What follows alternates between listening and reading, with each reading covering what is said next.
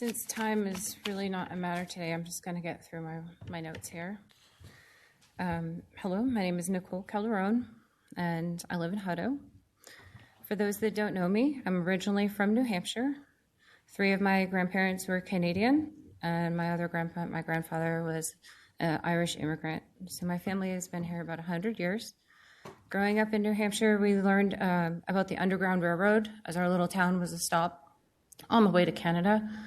We learned about also Martin Luther King Jr., who taught us to look at people's characters and not their skin color. And so recently I've been described as a woman with bananas, but I'm not just any woman. I ran for council 5 times and am the last person to accuse of being racist. I heard that this isn't a competition, but I hear a lot of white ain't right, so it's a mixed message. But let's start. Let's talk about being part of the solution and leading by example.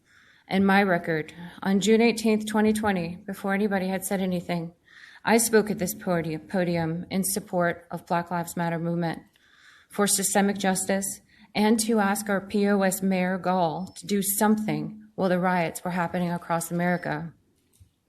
On June 30th, that's when the D&I Commission was formed. But it was me and another citizen with a law enforcement background, Mark J., can't pronounce his last name, and him and I sat down with the chief at the time, Paul Hall, Assistant Chief Cazales, and we discussed use of force training. We talked about training opportunities, and we also discussed the potential of a citizens review board to handle allegations of future claims. A year later, in September of 2021, I spoke at the town hall meeting in favor, you were there, Brian, in favor of continuing the D&I Commission and removing the plaque from City Hall based on performance. But Onisha wanted the commission dissolved for not meeting the demands of the Black Families of Hutto letter that was sent to the city and the ISD, which in my opinion is the most racist thing that I've seen in modern day, as they wanted to segregate Black children. Let's back up to 2019, after announcing my candidacy against, again, the Hutto's worst mayor, Doug Gall. That's when I started receiving emails and messages from members of the community, former council members and past employees who shared their Otis stories with me. I call those people my silent supporters, not you, Dana. For those people I speak for, and because they feared retaliation if they spoke up. That's what you originally told me. That you couldn't speak up and that you admired me. I have the receipts for that. So let me ask this. How did Otis use his power? Was this a safe space? That's when I found the 2017 Osborne report online, which was an independent investigation into Otis Jones that found former employees' claims of sexual and other unlawful harassment to be true. There's been more accountability for my bananas than for this harassment in the last 6 years. Council buried that report, or tried to bury that report. They tied it up in a lawsuit with the Attorney General's office. The recommendations in that report were never implemented, and the patterns of behavior not only repeated, but also escalated in 2019 to the point of separating Otis Jones' contract. And it wasn't 6 months later that the city financially crumbled in a budget that you voted for, Peter, and at that time was a violation of your oath of office. Again, more accountability for bananas than violating the charter. Also laying off 48 people and then blaming COVID. So here's the funnest fact of all. In March of 2021, I was running for place 5 when I received a subpoena from Otis Jones as a potential witness in his race case against the city. By court order, I had to give Otis's lawyers 2 years' worth of anything I had with his name on it. Files, texts, emails, IMs, everything. Over 600 documents were discovered, and he financially raped me with $18,000 in legal bills. Yet not a single piece was used in his prosecution against the city. Wouldn't you think that if I was some kind of banana-wielding racist that I'm being accused of, that Otis's legal team would have found something for his case? Anything? But no, because everything I've ever said was about his behavior and conduct being unbecoming of a city employee, which caused monetary injuries to the city and was ground to fire him with cause, including that he repay $30,000 to the city for the resourcing of a new city manager. So no, I don't think my gift was racist, whether you believe my story or not. God knows. And Brian, I don't need your forgiveness. Jesus has already forgiven me. Do you think you're better than Jesus, that you can hold that above me? So no, when I considered if I come up here and if somebody was going to take my speech, which I thought was the best speech I had ever written, and it was positive because I really wanted to come in here and talk about how Dana threatened city citizens, and how Brian was saying, interrupting the mayor and calling him dad, but I didn't. I came in with something that I thought was wholesome, that was symbolic, and if somebody wanted to twist that into a false narrative, then it only shows the root of the real racial angst, and I wasn't wrong. I'd like to introduce to you white guilt.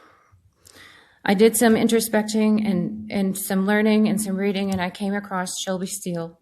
And I've done a lot of learning about Shelby Steele, and in essence, it's from white segregation, from the pendulum over into white segregation has overswung center of equality and equity, and now it points to white guilt.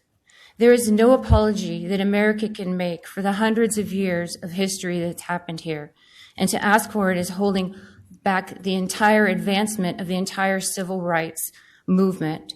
So to say you speak for all African Americans, Dana, and to say that white people aren't allowed to use black and white filters, I just want to bring known that there's other people of color who are charging the mission for equality in a different sort of manner, instead of trying to call all white people racists.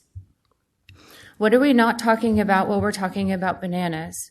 We're not talking about taxes. We're not talking about the comments that are being made on the council that are inappropriate. We're not talking about Dana's racist t-shirt. We're not talking about Randall's criminal record or his alleged affair. We're not talking about the executive recordings that went missing by the same person who filed the EEOC complaint against the city, who Robin is friends with and came up here and defended. We're not talking about the items that were sent to the district attorney, the illegal contracts, the illegal severance agreements, and I can't even go on and think of all the other things too. So who do we want to be? Do we want to be a city based on lies? Do we want to have a dais full of council members who continually violate the protocols and how they speak to citizens, or are we going to be part of the solution? I just want to make a shameless plug for Fight for a Better Hutto, and there we discuss the real issues without walking on eggshells. Here, anyone is welcome to join, just a reminder to answer the questions. Also want to say that what is this trying to accomplish? What are you trying to accomplish by making the mayor into a racist? Are you trying to help award your friend $12.5 million? That's a lot of money. That's unprecedented.